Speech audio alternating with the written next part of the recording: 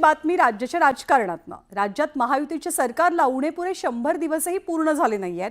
तोच विरोधकांनी धनंजय मुंडेंची पहिली विकेट घेतली, त्यांचा राजीनामा झाला आणि आता मुंडेंच्या पाठोपाठ आणखी एका मंत्र्याला राजीनामा द्यावा लागेल असा दावा खासदार सुप्रिया सुळे करतात। त्यामुळे मंत्री कोण यावरनं राज्यातलं राजकारण ढवळून गेलंय। मुंडेंनंतर कोणत्या मंत्र्याचा होणार राजीनामा? सुप्रिया सुळेंच्या वक्तव्यामुळे चर्चांना उधाण। 6 महिन्यात कोणत्या मंत्र्याची विकेट पडणार? राष्ट्रवादी शरदचंद्र पवार पक्षाची रविवारी पुण्यात एक बैठक झाली। या बैठकीत सुप्रिया सुळेंनी गौप्यस्फोट केला। धनंजय मुंडेंपाठोपाठ आणखी एका मंत्र्याची विकेट जाईल असा दावा सुळेंनी केलाय। विशेष म्हणजे त्या मंत्र्याबद्दल सुप्रिया सुळेंनी जे सूचक विधान केलंय त्यावरनं राजकीय वर्तुळात अनेक तर्कवितर्क लढवले जात आहेत। तुम्हाला कळते 6 महिन्यात आमची क्रिकेट निघाली ॲडव्हान्स नोटीस घेतली। तुम्ही खूप खुश व्हाल। आता आधी बोट डरतो सगळीकडे बायकोला पुढे करतो, स्वतः तिथे जातच नाही। आता 6 महिन्यांनी बोलू त्याच्याबद्दल। आता तुम्हाला कळलं का नाही मला माहिती नाही कोण येतो डरतो।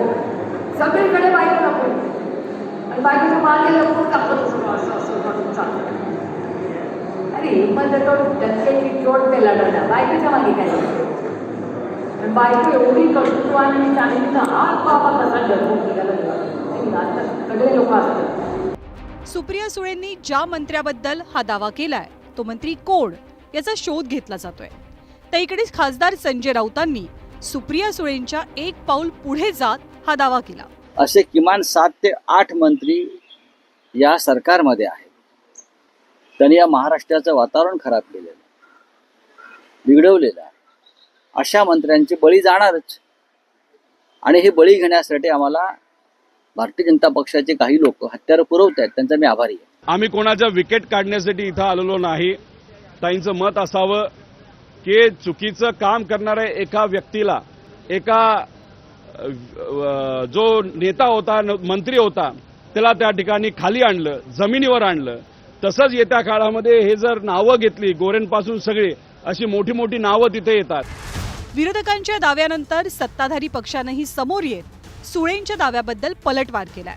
तसंच महाविकास आघाडी सरकारची आठवणही करून दिली। हो, पण महाविकास आघाडीचं सरकार आहे का बळी देण्यासाठी आणि बळी घेण्यासाठी?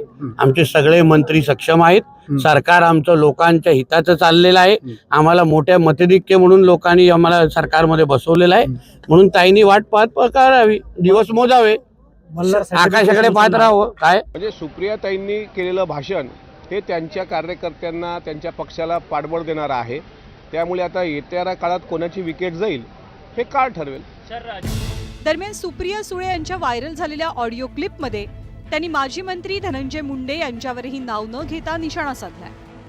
बरं झालं पक्ष फुटला, कारण का ते जर या पक्षात असते आणि मी त्या पक्षात असते तर ते तरी राहिले असते, नाही तर मी तरी राहिले असते। मी त्या पक्षात काम करू शकत नाही, ते आता मानत असते। आणि सगळ्या दुनियेला माहिती आहे माझी लढाई त्यांच्याबरोबर पक्ष एक असतानाही होती। मी हे कधी बाहेर बोललेले नाही, पण आज संघटनेत बसलोय म्हणून जो पुरुष स्वतःची जी बायको असेल ती आपल्या मुलांची आई आहे, तिच्या गाडीत बंदूक ठेवू शकतो, अशा पुरुषाबरोबर एक पुरुष नाहीच आणि त्याच्याबरोबर मी काम करणार नाही। एकूणच सुप्रिया सुळेंच्या ऑडिओ क्लिपमुळे राज्यात खळबळ उडाली आहे। धनंजय मुंडेंपाठोपाठ कोणत्या मंत्र्याची विकेट जाणार? महायुतीतल्या नेमक्या कोणत्या मंत्र्यावर सुळेंचा हा निशाणा आहे? महायुतीतला आता कोणता मंत्री अडचणीत येणार? असे एक ना अनेक सवाल उपस्थित होत आहेत। Bureau report, news 18 Lokmat.